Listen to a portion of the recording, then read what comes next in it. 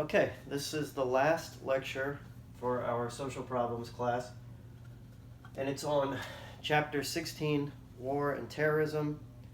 The chapter's split up a little bit weird this time. It starts with theory, right, the three theoretical paradigms, so we'll start there. Then it defines war and talks about war. We'll talk about different explanations for why we have war at all, some of the casualties of war, the impacts of war, how high military budgets are. And then in 16.3, we'll get to terrorism, we'll define terrorism, talk about different types of terrorism. And then finally, at the end, I'll talk about, what the book says about preventing war and also stopping terrorism, the two main sort of approaches that we take to stopping terrorism. So let's get started. We'll start with the three theoretical paradigms. And as usual, we will start with functionalism. And right now, these theories aren't really talking about terrorism. They're focusing more on the war stuff. Anyway, we'll start with the functionalist paradigm. And functionalism, right, as we know, is concerned with the functions of institutions or even persistent patterns of human behavior. So war is obviously a persistent pattern of human behavior. We see it over and over again. We see it all the time. For most of our nation's history, we've been involved in some war or another, right? So clearly this kind of behavioral pattern persists. So the functionalist is going to say, well, if we keep seeing it, right, within societies or between societies, it must serve some kind of function. So there's a list of like putative or potential functions that war might serve. I'll say functions, right? I think there are like 3 functions and then like a miscellaneous group of functions. The first is that war resolves, sometimes, international conflict, or I'll just say resolves conflict. Because you could have a civil war too within a country that ends up resolving conflict. So occasionally, right, wars can resolve international conflict, or they can resolve conflict within a nation, like our own civil war.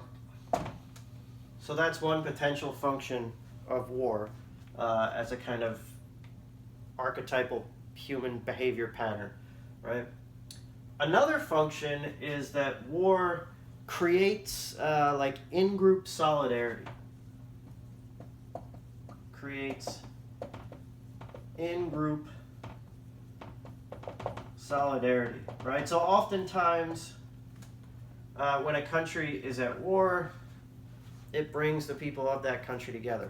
Or it could bring the people of 2 separate nations together, like in World War II, the Allies fighting the Axis powers, right? It could bring those groups together and form solidarity amongst different nations, right? The enemy of your enemy is a friend kind of idea, right? So it can create solidarity, which is counterintuitive, obviously, because war is kind of the opposite of social solidarity, right? All right, the third possible function of war is that historically speaking, it's been war, international war, that has led to the creation of what we know today as nation states. Or, let's say, war helped create nation states.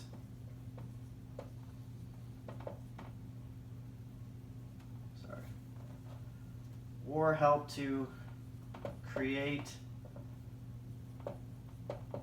and helps to create nation states, right?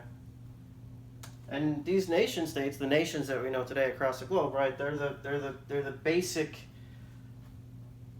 institution, the basic unit of geopolitics, right? So these are important, and only, before we had these kinds of nation states, not a lot of like societal progress was made because it took the sort of size and power and resources of these nation states to make a lot of scientific, cultural, political progress globally, economic progress globally speaking, right? So these nation states, even though we're constantly fighting and there are all these problems and global capitalism is problematic in itself, overall, historically speaking, have led to a better quality of life across the globe, right? I mean, take that statement with a grain of salt, but all right, some miscellaneous functions. War is sometimes good for establishing democracies, right? So sometimes you get democracy out of it. War is sometimes good for, stopping oppression someplace, right? Like World War II.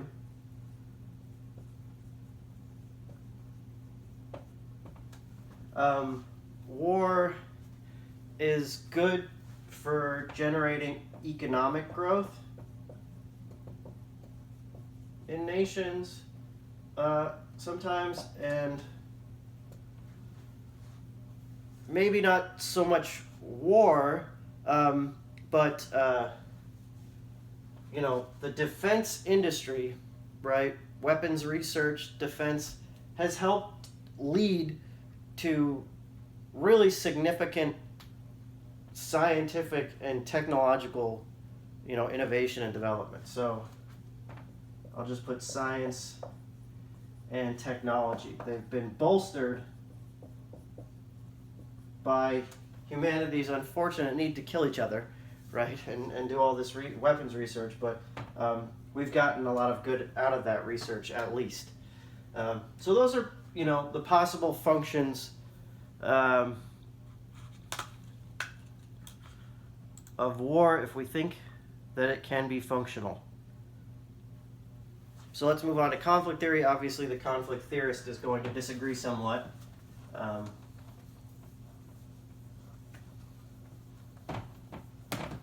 Not directly, though. So the conflict theorist has a few concerns when it comes to war. I'll just label it concerns, and then we'll list them kind of like we did for the functions. All right, so possible concerns. 1, the conflict theorist is very worried about the power and influence that the military-industrial complex has. So, concern over power and influence of the military industrial, I guess I'll capitalize this, the military industrial complex, right? So what the military industrial complex is, it's high level military officials, corporate, billionaire defense contractors, right? So defense corporations, and then politicians, right? So the three have a pretty cozy relationship in Washington, D.C., and that can be problematic because the military-industrial complex, and especially the fact that there's a motivation for these defense contractors, these big corporations, to make money by going to war and stuff like that through no-bid contracts with the government, all sorts of problematic stuff. They have a lot. These people have a lot of influence over our foreign policy and over economic policy, right? So we have to keep an eye on our nation's, motivations for going to war. When politicians give us their reasons for wanting to enter into armed conflict, we as citizens of a democracy need to be really careful about scrutinizing those reasons, and we need to make sure that our Congress is as serious about scrutinizing, those reasons given by politicians to go to war as well, right? Because there's a lot of corporate profiteering and things like that. Okay, so conflict theorists are also worried about another concern is imperialism, right? Sometimes wars are fought for the right reason.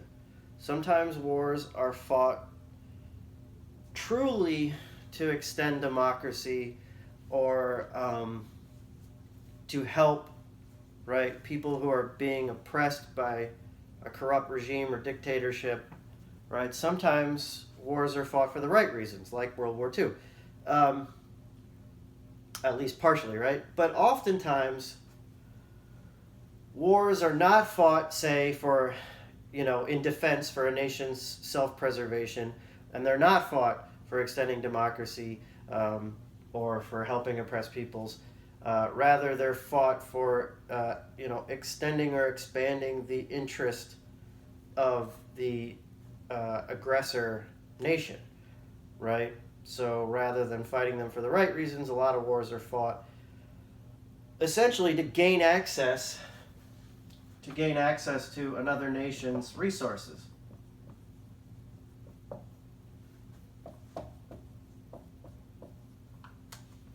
So we want to be sure when we do have to enter into armed conflict, we're not the oppressor-aggressor nation, and it's not just, the whole point isn't just to gain access to another nation's resources. Okay, the third concern of the conflict theorists, and I think I'm going to talk about this later a little bit too, is military budget, right? Let's talk about the military budget in the U.S. The conflict theorist is going to say, look, this budget is too high. We could be better spending tax dollars on things like healthcare, right? We still don't have universal coverage for healthcare. We could be spending it on education. We could be spending it on other social programs, right? Different kinds of infrastructure, whatever. But the fact is, we spend a lot of money on defense. Nearly $700 billion a year is spent on defense. And that's like half or more of all federal discretionary spending, right? So spending of our tax dollars. The bulk, the lion's share of that goes to, or at least most, goes to defense, to our defense budget, right? And I'll talk more about that later, whether that's a good thing or a bad thing. There's certainly problems with it. Even if you think we should be spending that much, we could fix some of the problems of waste within that system. But okay, so that's conflict theory. Let's move on. Just very briefly, symbolic interactionism.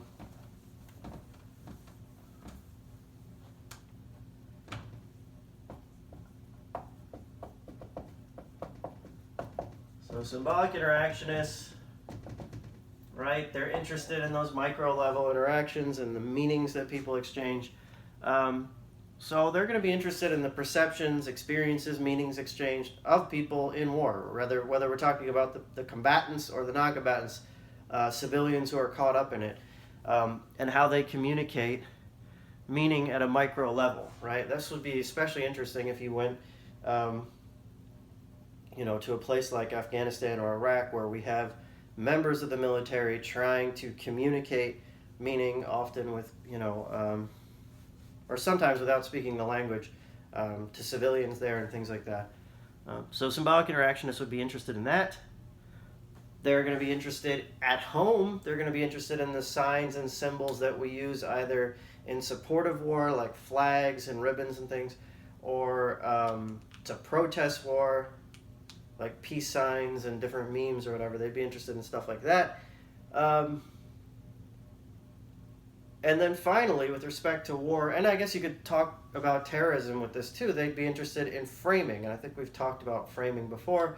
But the way that we define things and frame things, the way that we talk about things, in order to advance the priorities of one group or to advance the priorities of another group, right? We use sort of different terminology. For instance, the term collateral damage used by the military and the government when reporting these things,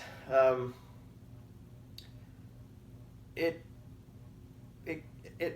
encompasses civilian deaths, right? So like saying collateral damage is a lot better, at least for the purposes of the people involved in the war, than saying the military and the government, etc., than saying, than listing the civilian deaths or describing, the circumstances around the civilian deaths that would create horror amongst our population at home, right? So instead we use a kind of benign term,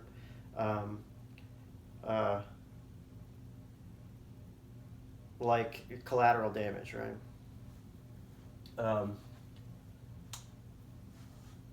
The other example I could think of is like, depending on what you're doing, which side you're on, you might call someone a terrorist. They might call themselves a freedom fighter, right? I don't know. A terrorist is a terrorist, right? Even if they're calling themselves a freedom fighter, I think it's their tactics that make them a terrorist, and you can't really get around that. But that's another, potential example of that. All right, so let's move on from this theory stuff and actually talk about war, some of the aspects of war, casualties, impacts, and stuff like that. I guess I should define it, right? So war is pretty much any sustained conflict that results in large-scale loss of life, or like, what do I want to say, infrastructural damage. I'll just say, I think the definition I put in the notes is extreme material destruction, right? So that's war. Any sustained conflict in which a lot of people die or infrastructures, institutions are destroyed or destabilized, right? Obviously, it can occur between nations or it can occur within a nation when you're talking about civil war. Now, one thing I can say historically,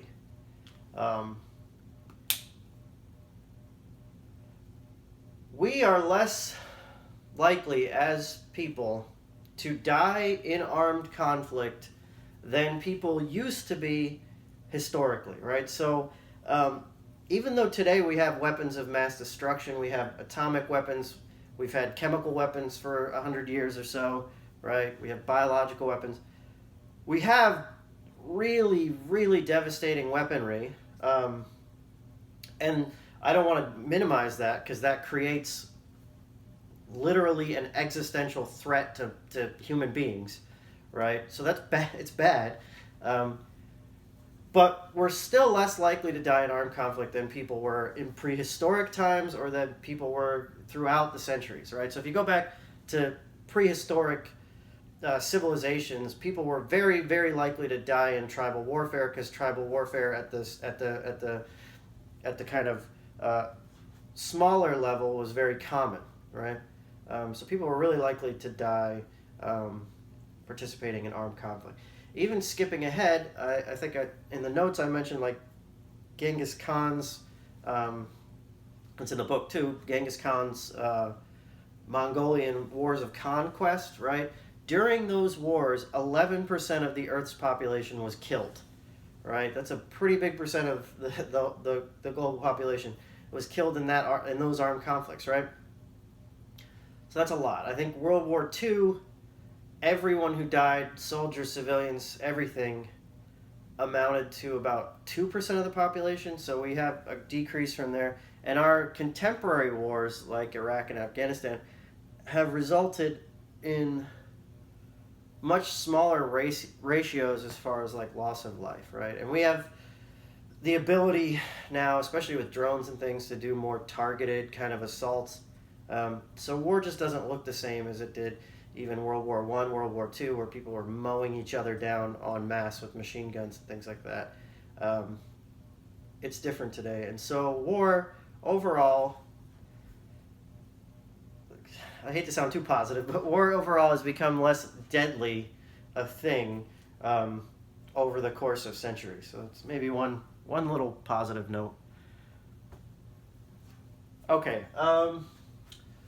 let's talk about some possible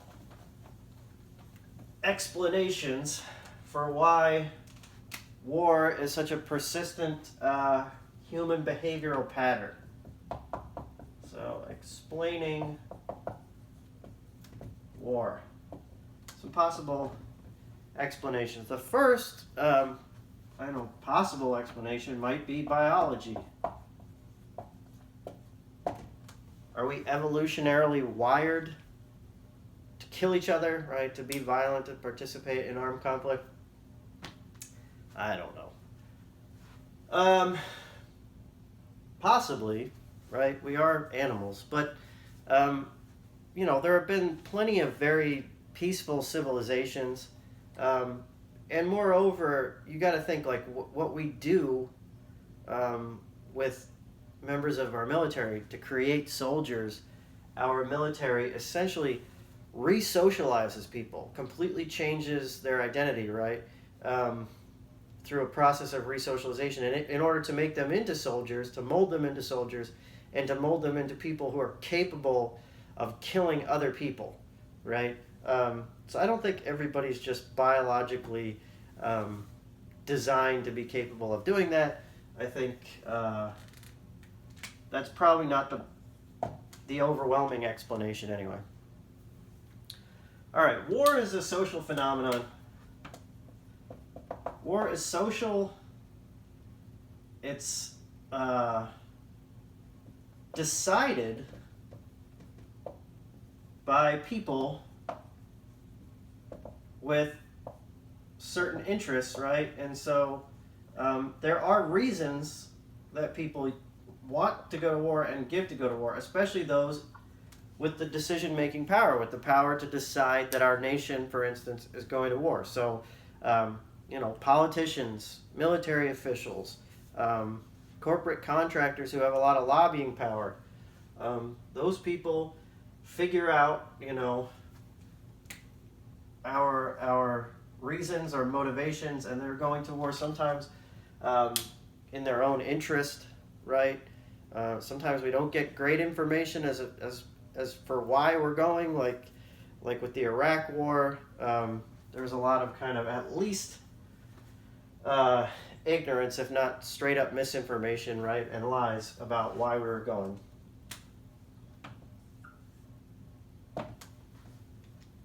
The other explanation, there's a couple. One is, I could just sort of combine these, but one is population, the other one is environment, and basically we're talking about resources, right?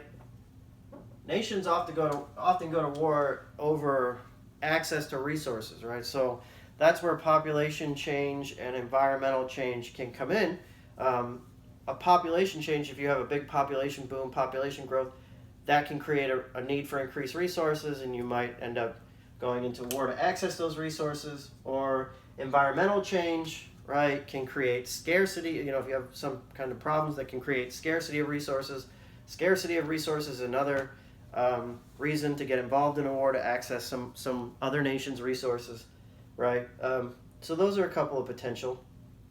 Even if you think about it, like the age demographic of the population could make war more or less likely given that demographic makeup. Like, so if you have a lot of young men specifically, but just young people of that age group, of the age, you have more potential soldiers, right? If you have very few people young adults in that age group, you have fewer potential soldiers, and so you might be less likely to try to get, or you might be less likely to get involved in an armed conflict. So some of those things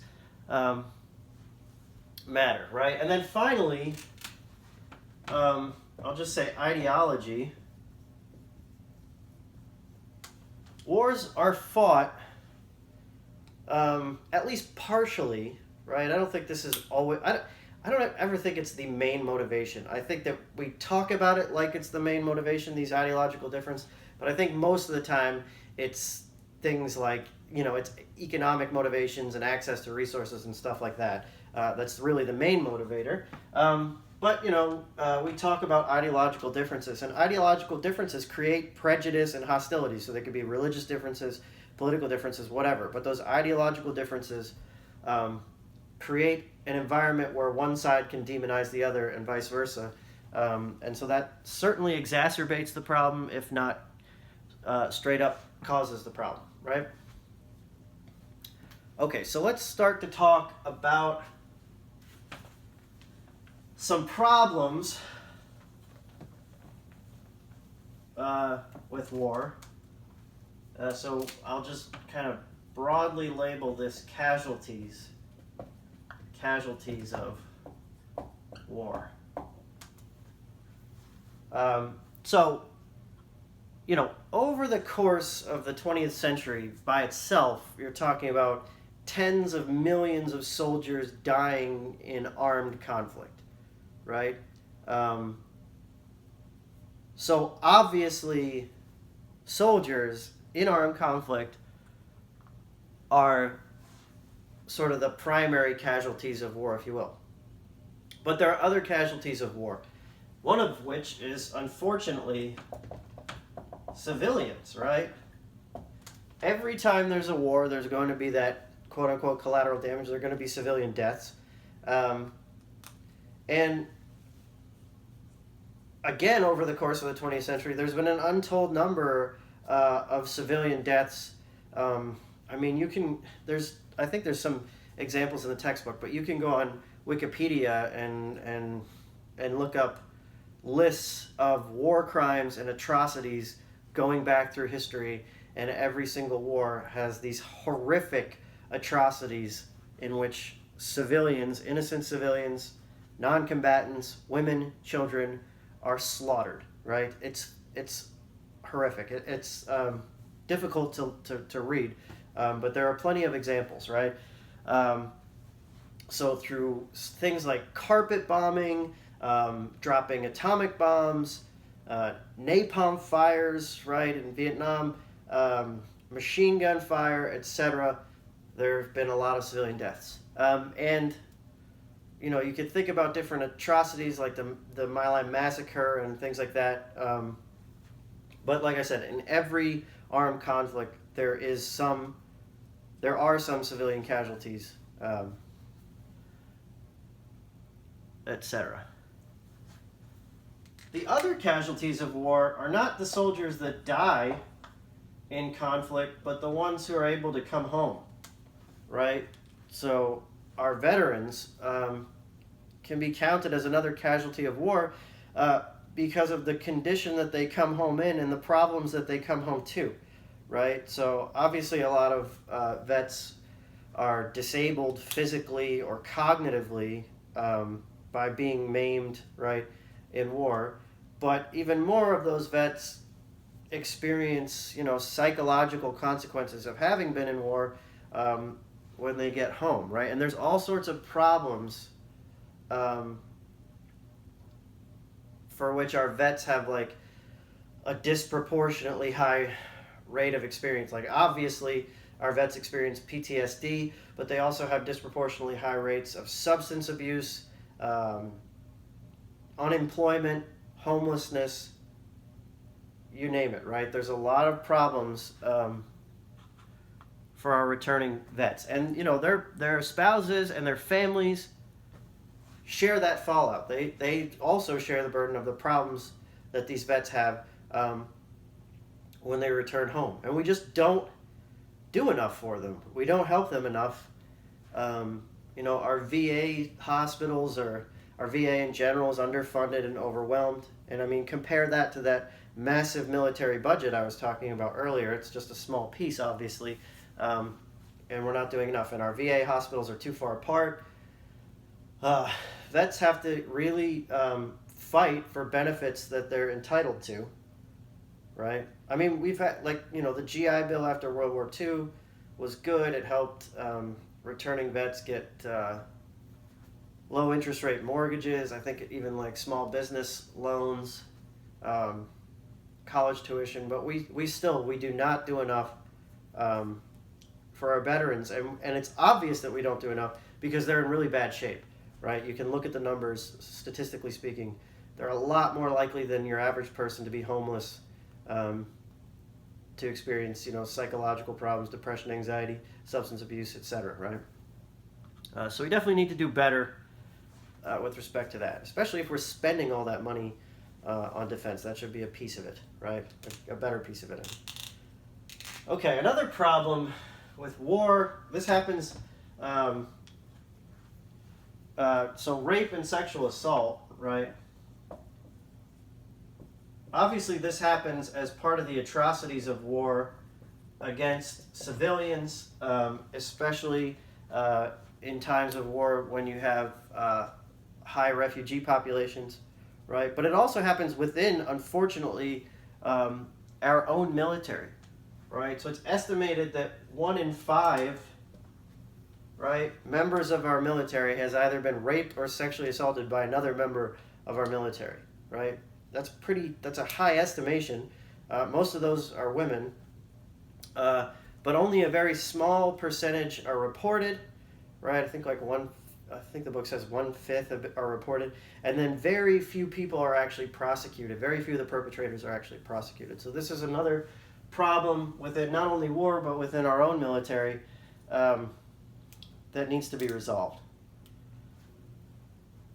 All right, and then finally, we've been talking about the human cost, but there's obviously other costs too to war, right? There's other impacts. There's infrastructural impacts. So you basically have every institution within the society that's at war affected. And obviously war can destroy infrastructure and destabilize governments, destabilize economies, destroy natural environments and natural resources, et cetera, et cetera. So there's the cost over and above even the human cost when we're talking about war.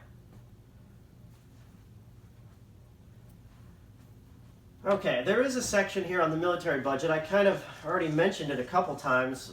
I said it was one of the things that the conflict theorist was concerned about, how much money we spend on the military budget versus how much, it's such a, like, education and social programs and healthcare, which obviously something needs to change about that, is a small piece of the pie in comparison to how much federal, discretionary spending goes to our defense budget, right? So like I said, nearly $700 billion annually. We have the highest military budget in the world. China is second, but we spend 3 times more than China. Is that a bad thing?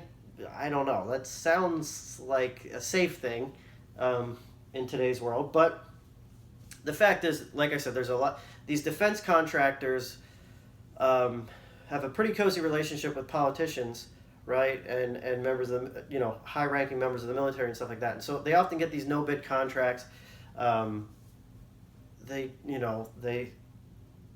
have been scandals about subpar body armor, all kinds of problems like that. So we would need to at least scrutinize the government needs to scrutinize who gets these contracts and how well they supply, and there needs to be some more competition so that there's not so much waste and wasted spending, right? Another thing is we have to spend way more on helping our veterans when they return. We essentially ignore them.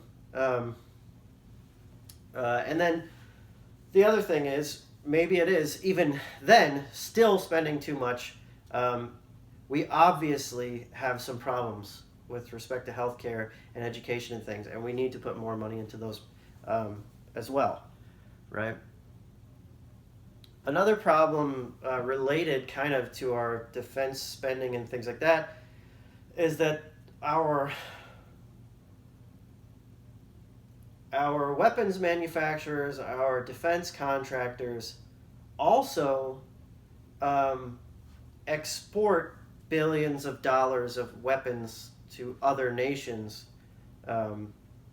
each year, right? So this helps kind of fuel global wars. I think we're responsible for like 35% of the exported weapons out there, right? And obviously we're not exporting them to nations that are at all a threat, but things change. Governments change, right? Hands and things like that. And some of these weapons could even eventually be used against our own soldiers because the market is flooded, globally speaking. All right, I think that's all I wanted to talk about with respect to war. So let's move on to 16.3, which is terrorism, right?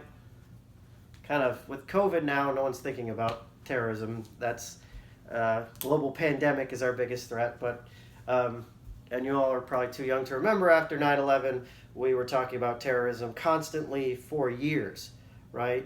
Thousands of people were killed in the 9/11 terrorist attack. It was a huge wake-up call, right? And we spent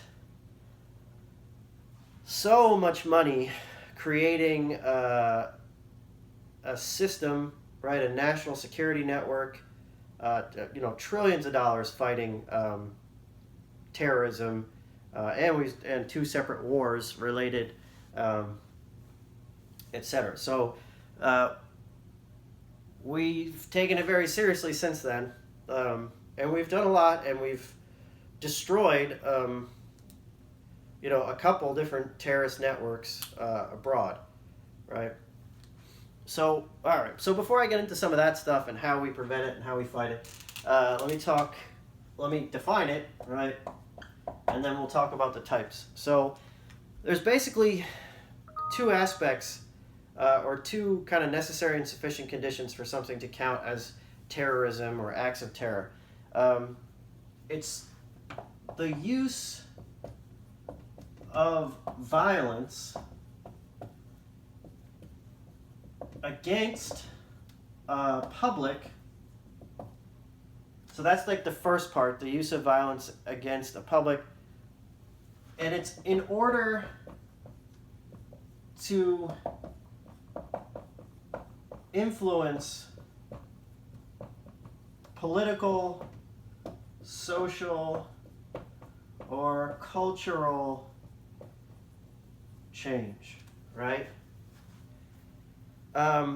So terrorists cannot create change directly. What they do is they, commit some kind of horrific act to terrorize, right, to frighten the public, and then the public is supposed to put pressure on their policymakers, right, to change whatever the terrorist wants changed, right? You're supposed to scare people so badly that they give in to the demands of the terrorists by pressuring the people who are capable of making that change, right? So that's terrorism. There are different types of terrorism. I think the book talks about 4. So we'll say terrorism types. The first one I'll talk about is vigilante terrorism. So that's violence committed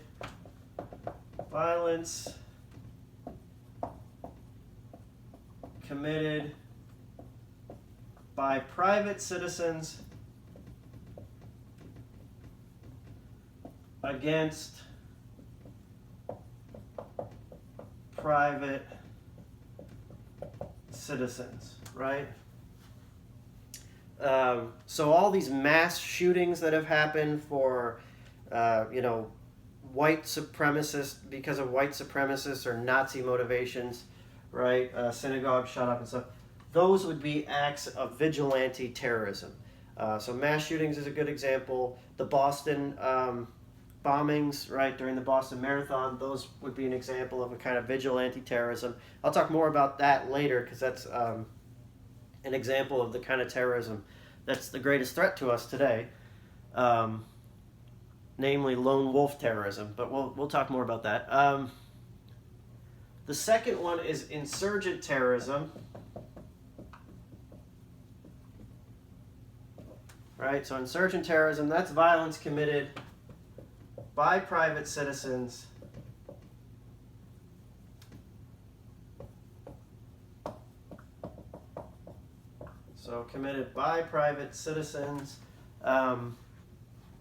basically against their own government or the establishment. I'll just say against their own government. So we saw that, right, in places like Iraq after the war when we tried to help prop up a new government, right? We see insurgent terrorism, right? So committed by private citizens against their own government. You could even count, by that definition, something like the Oklahoma City bombing where Timothy McVeigh was trying to attack a government building, the establishment, whatever, what have you, right? Okay, then there's transnational terrorism. I'm going to run out of space. So that's committed by citizens of one nation,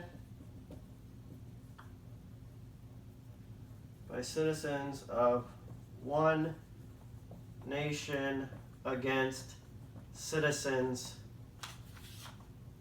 of another. Right, so transnational committed by citizens of one nation against citizens of another nation. The 9/11 attacks count as transnational terrorism.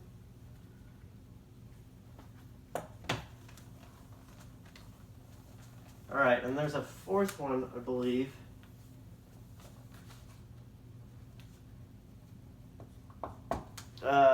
State terrorism. And state terrorism is committed by a government against its own people.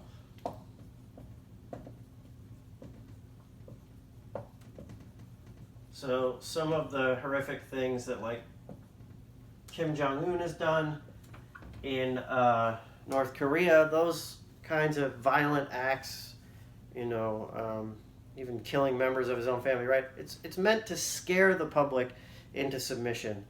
And so it's a little bit different, but that's state terrorism. Okay, so that's the last type. Now let's talk about preventing war and terrorism. So I'll get back to terrorism in a minute. We'll start with preventing war.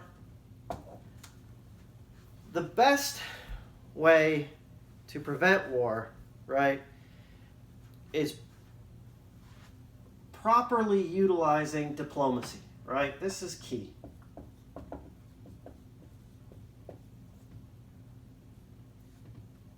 Right, properly utilizing diplomacy, and that's not just peace talks. That's foreign aid, right? Helping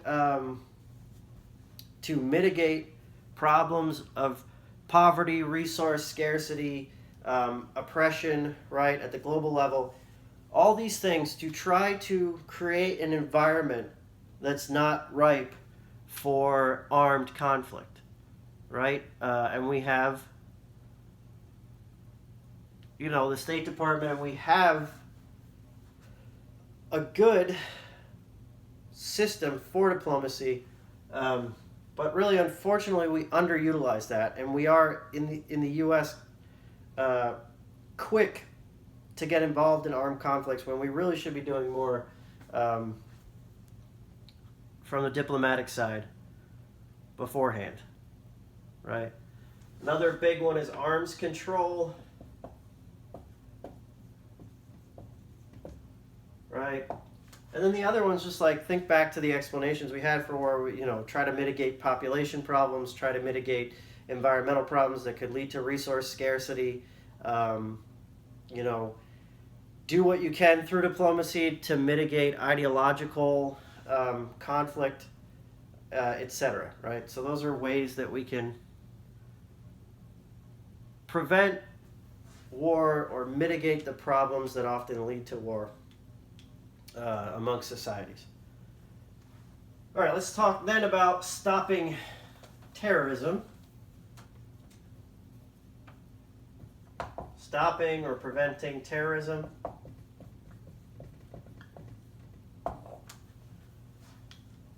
So there are two main approaches if we're talking about trying to prevent terrorism. The first is the kind of military, police, law enforcement approach. So I'll say military, law enforcement, right? And that is taking down terrorist networks, right? So capturing, killing known terrorists. Capture, kill, destroy known terrorist networks. We're pretty good at this. We, pretty handily dismantled and destroyed Al Qaeda in the years following 9/11.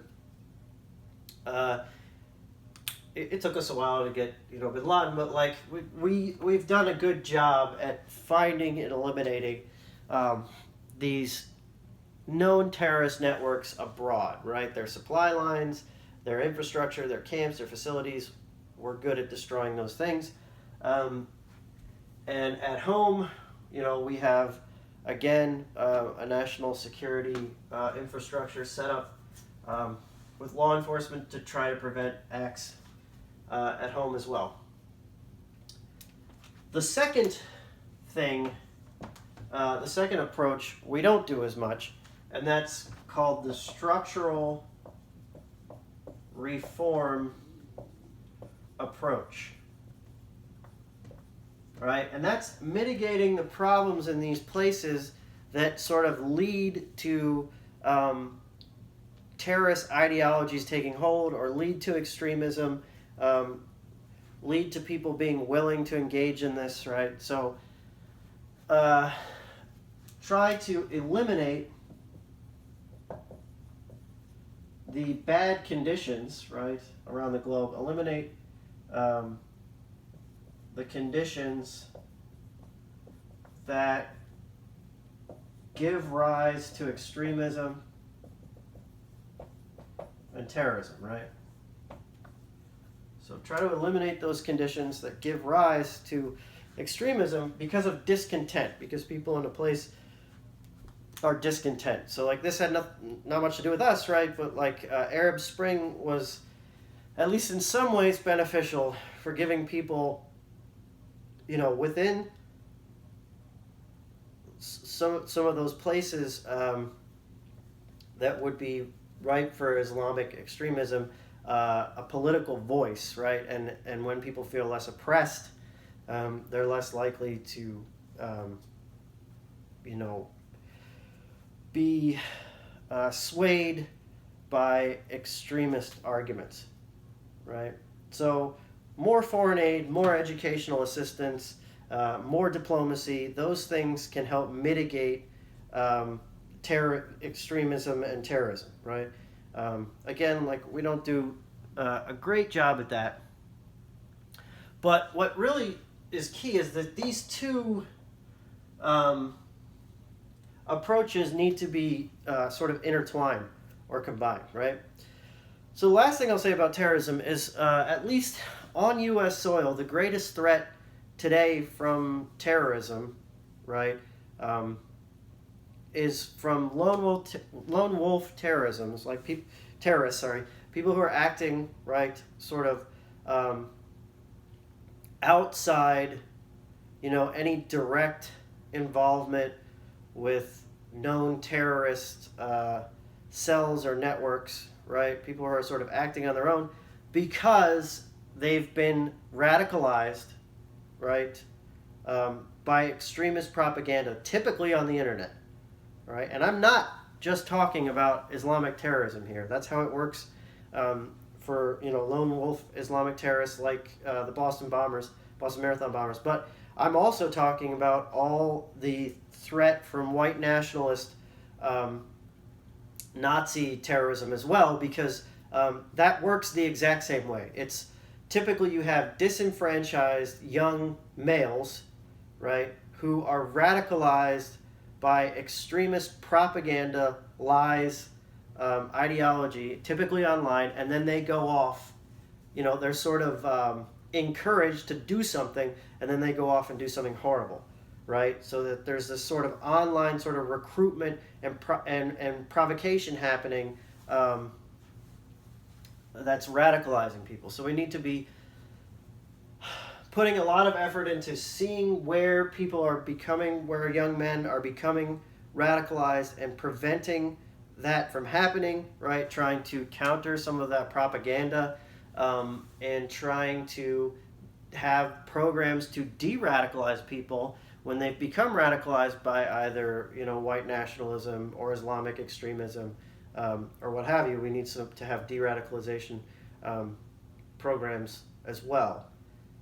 Trying to think if there's anything else I wanted to say about that. It really is these lies and propaganda that push people, that radicalize people into extremism.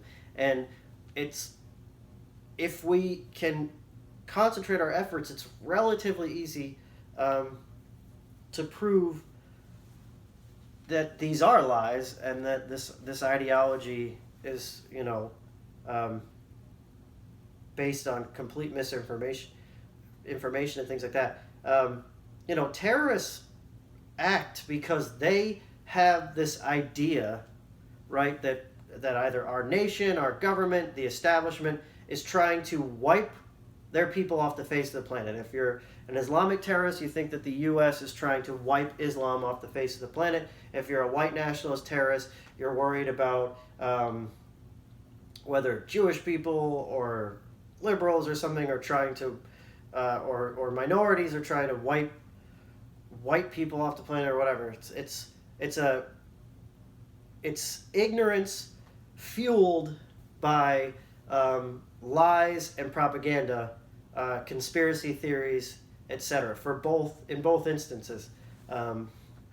If you look at some of the reasons why, I can't remember his name, one of the terrorists involved in planning 9/11, if you look at the reasons he gave for why they did it, there's some crazy stuff on the list, like saying that the U.S. created the HIV virus and perpetrated, gave it to Africa in order to destroy Islamic nations and things like that.